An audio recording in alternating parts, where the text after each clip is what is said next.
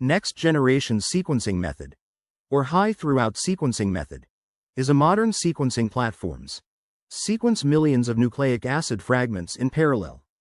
By break target nucleic acid into smaller pieces, and attach adapter to each fragment for sequencing, as mentioned in next slide.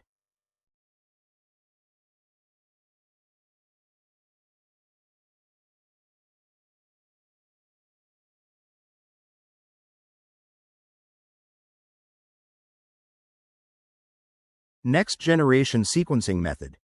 Use in whole genome sequencing. To sequence entire genome for complete DNA sequences, and whole exome sequencing. To sequence all exons in genome, and target sequencing.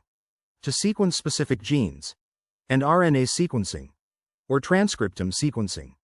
To sequence all RNA for gene expression profile. And single-cell sequencing.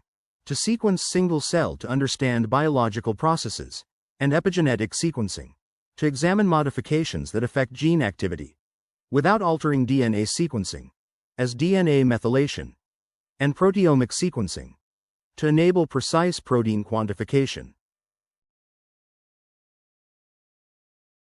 And highly multiplex sequencing, to process multiple samples in single run, and chip sequencing, to investigate protein-DNA interaction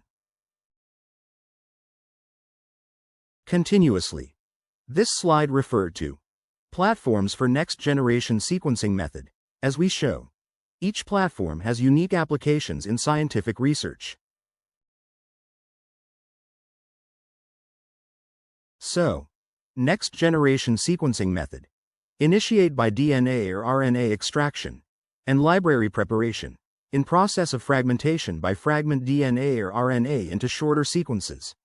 And ligate adapters in both ends of fragments in process of indexing or barcoding, as mentioned in next slides.